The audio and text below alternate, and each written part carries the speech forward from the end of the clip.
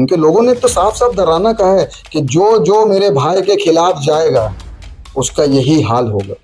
Actually इसलिए मुझे मारा नहीं जा रहा था, मुझे ख़त्म करने के बाद परवेज़ इकबाल, इखलाक अहमद, मिराज, जो भी उसके खिलाफ खड़े होने वाले, जो खड़े होने का मतलब इरादा कर रहे थे, उन सबको ये समझाया जा रहा था कि मेरे खिलाफ जो खड़ा होगा उसको इस तरीके से ख़त्म कर दिया जाएगा। जो वीडियो में दिख रहा है मारते हुए, उन लोगों को क्यों नहीं अरेस्ट करा गया? इरफान अली ताज टीएमसी का हिस्सा नहीं है, जरा बात को समझिए। वो देखिए क्या बोला अभिषेक दानी ये बोला कि जो इंडिपेंडेंट जीतेगा उसको मैं वेलकम करूंगा, लेकिन जो टीएमसी से गद्दारी करके इंडिपेंडेंट जीतेगा उसके लिए पार्टी में कोई जगह नहीं है। मेरा बात को आप समझिए, बहुत गहराई से कह रहा हूँ। तो हमें ना पूछा जाए कि हम कौन पार्टी से हैं, आप बताएं कि आप कब आए हैं यहाँ पर कलकत्ता शहर, ये बताएं। मेरे व्लॉग्स को आप देखिए, जब जब जब जब टीएमसी के ऊपर उंगली उठाए या जब जब हमारी आइडियोलॉजी ममता बनर्जी या अभिषेक दा के ऊपर में उंगली उठाए या उनके ऊपर कोई इल्जामात लगे हैं, तो किसी ने मुंह खोला हो नहीं खोला हो, सबसे पहले शारिक अमान ने उसका क्लियरेंस दिया है, उनको डिफेंस किया है। और पहला सवाल ये है कि उससे पूछिए जुबैर कहाँ है, जुबैर जो है उसका बहनोई कहाँ है। दूसरा कि वो बहुत इज्जतदार फैमिली बताता है ना अपने आप को, उससे ये पूछिएगा कि मटिया बुरुज में जो उसका खलेरा भाई है उसका धंधा क्या था। दूसरा बात कि उनके अब्बा क्या करते थे, सिटी कारखाना चलाते थे और उसके बाद ताश खिलवाते थे, जुआ खिलवाते थे और मीर मोहम्मद उमर के खास लोग में से गिनती आते थे, ठीक है। और ये पूछिएगा कि अफजल फाउंडेशन किसका था, उसका फाउंडर कौन था, अफजल फाउंडेशन गायब क्यों हो गया, बंद क्यों हो गया। और ये तो मैं ईडी और सीबीआई से भी मांग करता हूँ कि ज़रा अफजल फाउंडेशन का तहकीकात करिए, बड़ा चीज़ मिल जाएगा। सबसे पहले 4 साल के बाद आपको याद आया नशा मुक्ति अभियान, इससे पहले कि आप आंख बंद करके घूम रहे थे मोहल्ले में।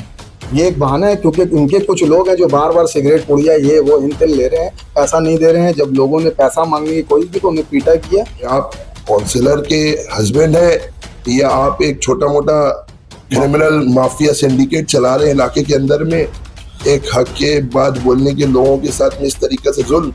घटना इसलिए हुआ क्योंकि मैंने एक इंटरव्यू के दौरान ये कहा था कि इनलीगल कंस्ट्रक्शन जो है बहुत ज़्यादा हो रहा है, अवैध तरीके से कब्जा बहुत ज़्यादा हो रहा है और नशा मुक्ति का जो एक ढोंग चल रहा है उस ढोंग को बंद करो। सबसे पहले फ्रंट में जो था, जो इरफान अली ताज का भाई छोटे, जो बता रहा है कि वो ऑफिस में था और वो बचाने आया था, एक्चुअली वो तो हिरनबाड़ी लेन से आया था, ठीक है। ऑफिस उसका यहाँ है 18B 30 मेरे घर के थोड़े से आगे, मैं उसके अपोजिट साइड में था। देखिए दीदी भी मार खाई थी लेकिन उनके बाद बदलाव आया।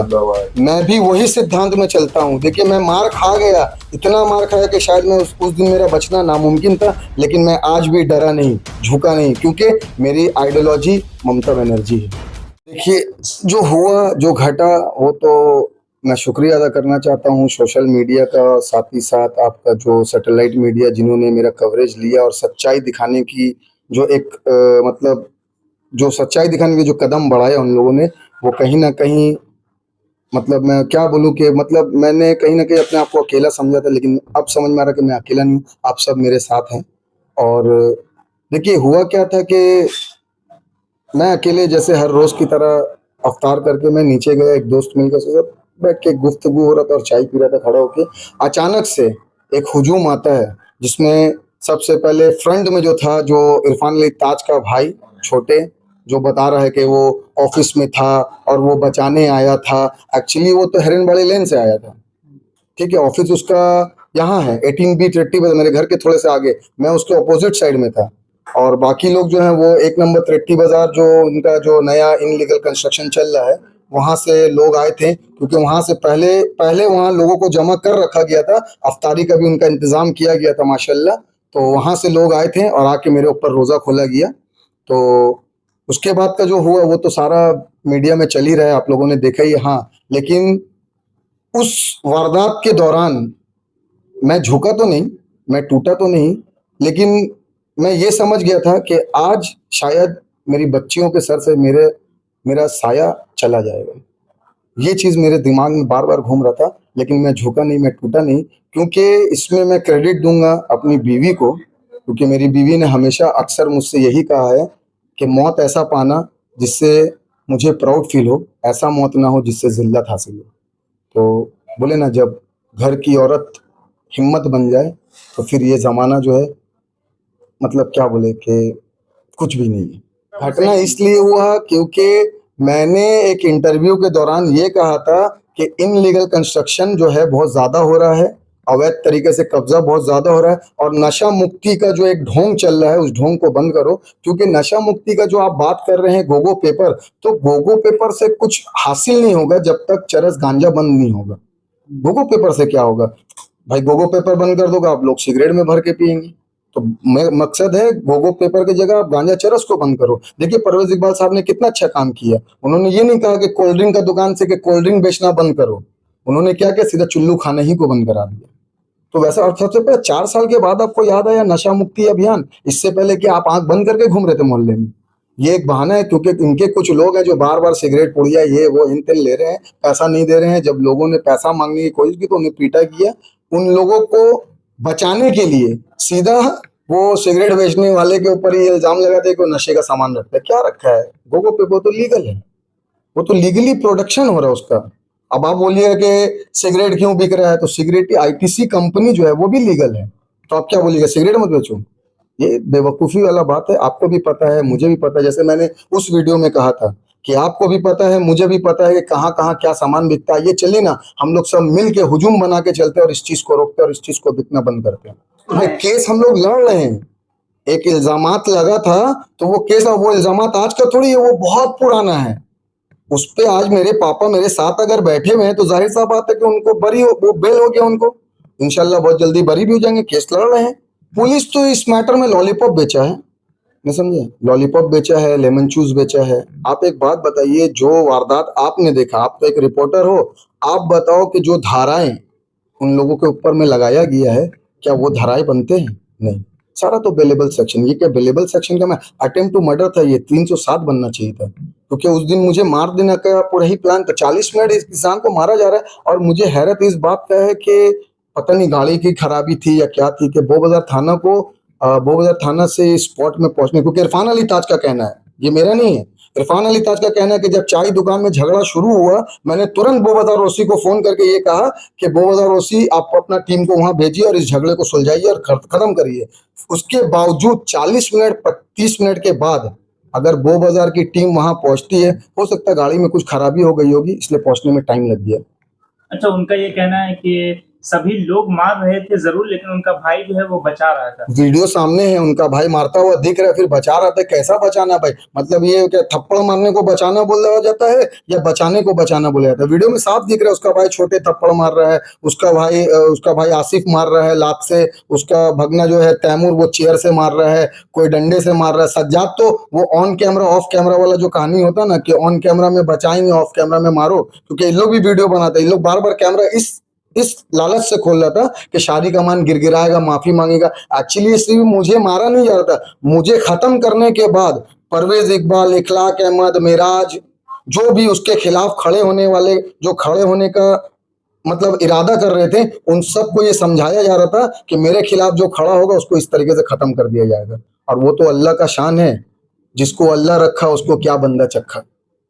जो वीडियो में दिख रहा है मारते हुए, उन लोगों को क्यों नहीं अरेस्ट करा गया? आप देखिए, एक होता है कि मेरे पास कोई वीडियो एविडेंस नहीं था तो इरफान अली ताज 4-5 आलतू फालतू झंडा पकड़ने वाला को जमा कर देता, तो मेरे पास कोई प्रूफ नहीं था, मुझे एक्सेप्ट करना पड़ता। लेकिन मैंने तो ऑलरेडी वीडियो प्रोवाइड कर दी, सोशल मीडिया में चल रहा है। आप बताइए उनमें से कोई भी एक गिरफ्तार हुआ है क्या? तो फिर इस गिरफ्तारी का होना ना होना क्या फर्क पड़ता है? देखिए, जब आप इल्जामात के बारे में मुझसे पूछ रहे हैं कि उन्होंने ये इल्जामात लगाया वो इल्जामात लगाया, अब देखिए जुबान तो मोदी के भी मुंह में है, ठीक है? तो वो भी बोलता है, हम भी बोलेंगे, आप भी बोलिए। बोलने का हक तो सब, क्योंकि मैं तो जमहूरियत को समझता हूँ, इरफान अली ताज नहीं समझता, मैं समझता हूँ।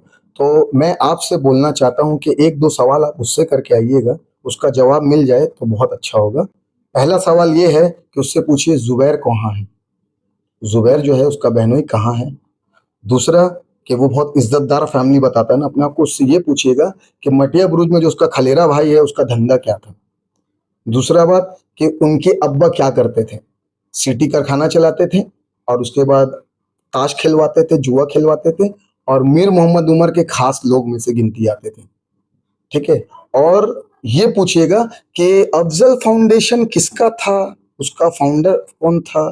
अफजल फाउंडेशन गायब क्यों हो गया, बंद क्यों हो गया। और ये तो मैं ईडी और सीबीआई से भी मांग करता हूं कि जरा अफजल फाउंडेशन का तहकीकात करिए, बड़ा बड़ा बड़ा चीज मिल जाएगा।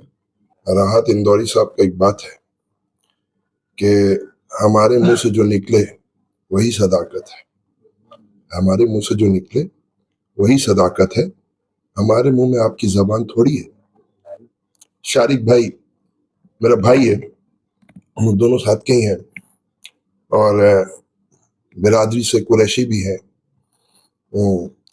तो बात यह है कि आप जो कर रहे हैं इलाके के अंदर में, जो बर्बरता, जो जुल्म, जो आपके नेचर से दिखा गया है, और आपका भाई जिसका नाम छोटू है, छोटे छोटे मैं तो जानता नहीं, ताज भाई को जानता हूं क्योंकि एनआरसी का आंदोलन किए थे ताज भाई, हम लोग ने पाक सर्कस का किया था तो रास्ते में थे, तो इस वजह से जानते हैं ताज भाई को। और रह गई बात कि क्रिमिनल और क्राइम की, तो आपने उस दिन दिखा दिया है कि आप काउंसलर के हस्बैंड है या आप एक छोटा मोटा क्रिमिनल माफिया सिंडिकेट चला रहे हैं इलाके के अंदर में। एक हक के बात बोलने के लोगों के साथ में इस तरीके से जुल्म, एक तरफ आप गलत काम कर रहे हैं और दूसरी तरफ भी आप गलत काम कर रहे हैं। और जो इज्जत आपने लेने की कोशिश की है पूरे अवाम की, कौमे मिल्लत की, मुसलमान की, ईमान वाले की, जो रमजान के मौके में जो आपने जो गलत काम किया पिछले 3 सालों से, मैं खुले अल्फाज में बोल रहा हूँ ताज भाई को कि ताज भाई इज्जत को पानी की तरह रखिए, बालू मत बनाइए, क्योंकि बालू हाथ से गिर जाता है और बचने के बाद में पछतावा होता है। और जो गलत काम आप कर रहे हैं उसको बंद कर दीजिए ताकि नौजवान नहीं बोले आपके बारे में गलत बात। अगर आपको गलत लगता है तो आप गलत काम, गलत बात, गलत काम छोड़ दीजिए इलाके में। राहत साहब ने कहा है कि अगर खिलाफ है तो होने दो, खिलाफ है तो होने दो। तो बोलने का मतलब है कि जितना भी खिलाफ हो जाए, कोई आंधी थोड़ी है, सही तूफान थोड़ी है, ये सब धुआं है, आसमान थोड़ी है, समझ गए। और ये इस वार्ड में सभी का खून शामिल है। ये वार्ड आपकी जाती मिल्कियत नहीं है। आप इंडिपेंडेंस से जीते थे, किस तरीके से जीते थे इसका तो पूरा चश्मदीद गवाह पूरा अवाम है, मौजूद है। ऐसा नहीं कि आप पर्दा डाल दीजिएगा हक पे आप पर्दा नहीं डाल सकते। बहुत जोर की आवाज होती है, हक की आवाज जमीन को चीरते हुए आसमान को जाती है। कहा यह भी जा रहा है कि आप टीएमसी के खिलाफ हैं, इसलिए आपके साथ इस तरह का कहाँ अच्छा बताइए, कहाँ हम टीएमसी के खिलाफ हैं? एक बात बताइए, आप तो एक इंटरव्यू में मौजूद थे जिस दिन इकबाल अंकल का इंतकाल हुआ था, अल्लाह उनको जन्नत नसीब करे। उस दिन ऐसा आलम था, लेकिन वो जरूरी भी था वो इंटरव्यू जो हम लोग ने बैठ कर दिया था। आपको याद है 62 वार्ड था ना सर, 62 वार्ड में हम लोग ने बैठ कर दिया था।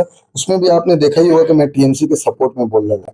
मेरे व्लॉग्स को आप देखिए, जब जब जब जब टीएमसी के ऊपर उंगली उठाए या जब जब हमारी आइडियोलॉजी ममता बनर्जी या अभिषेक दा के ऊपर में उंगली उठाए या उनके ऊपर कोई इल्जामात लगे हैं, तो किसी ने मुंह खोला हो नहीं खोला हो, सबसे पहले शारिक अमान ने उसका क्लियरेंस दिया है, उनको डिफेंस किया है। बात पार्टी पॉलिटिक्स का नहीं है। अगर मैं किसी ओहदे में नहीं भी हूँ, एक इंसानियत के तौर पे क्या फर्ज बनता है कि अगर कोई आपसे मदद मांगने आए, अगर आप जानते कि आपके अंदर वो कैपेबिलिटी है तो आप उनको मदद करें। लेकिन ये जो किया गया था ना, क्योंकि इससे पहले लोगों की उम्मीद बनूं मैं इस वार्ड में, नहीं समझे, इसको ही मार दो ताकि उम्मीद खत्म हो जाए, उम्मीद दफन हो जाए। तो फिर आपकी लड़ाई टीएमसी से नहीं है बल्कि नहीं टीएमसी से क्यों भाई? इरफान अली ताज टीएमसी का हिस्सा नहीं है, जरा बात को समझिए। वो देखिए क्या बोला अभिषेक दा ने ये बोला कि जो इंडिपेंडेंट जीतेगा उसको मैं वेलकम करूंगा, लेकिन जो टीएमसी से गद्दारी करके इंडिपेंडेंट जीतेगा उसके लिए पार्टी में कोई जगह नहीं है। मेरा बात को आप समझिएगा, बहुत गहराई से कह रहा हूं। उनके लोगों ने तो साफ साफ डराना कहा है कि जो जो मेरे भाई के खिलाफ जाएगा उसका यही हाल होगा। अब बाकी वार्ड समझदार है, यहाँ की जनता समझदार है, यहाँ की क्या पूरे पश्चिम बंगाल की जनता समझदार है, ठीक है। और हम लोग तो बोले ना, हम लोग तो उस नेत्री का सैनिक है जिन्होंने आंदोलन करके ही अपना मुकाम हासिल किया है और हक और हलाल के लिए ही हमेशा लड़ाई किया है। तो हमें ना पूछा जाए कि हम कौन पार्टी से हैं, आप बताएं कि आप कब आए हैं यहाँ पर कलकत्ता शहर, ये बताएं। हमारे वजूद में मत जाइए। मेरा वजूद तो ये है कि मेरे दादा और इसके दादा तो ब्रिटिश को कुरैशी थे हम लोग, लड़ा है देश के लिए, लड़ा है, काटा है, ब्रिटिशर को मारा है। डरने वाली बात नहीं है, ये हक बात है। हाँ, इसे मिटा नहीं सकते हम। हमने देश के लिए हमने खून बहाया है। तो आप हमसे मत पूछिए कि हम कितना पुराना है। आप अपनी वजूद बताइए कि आप कब आए, किस वक्त आए, कितने साल पहले आए, आपने क्या काम किया, आप बताइए। और सबसे पहला बात देखिए, सबसे पहला बात क्या ना कि हम लोग देखिए ममता बनर्जी के सिद्धांत में चलते हैं। देखिए दीदी भी मार खाई थी, लेकिन उनके बाद बदलाव आया। मैं भी वही सिद्धांत में चलता हूँ। देखिए मैं मार खा गया, इतना मार खाया कि शायद मैं उस दिन मेरा बचना नामुमकिन था, लेकिन मैं आज भी डरा नहीं, झुका नहीं, क्योंकि मेरी आइडियोलॉजी ममता बनर्जी है।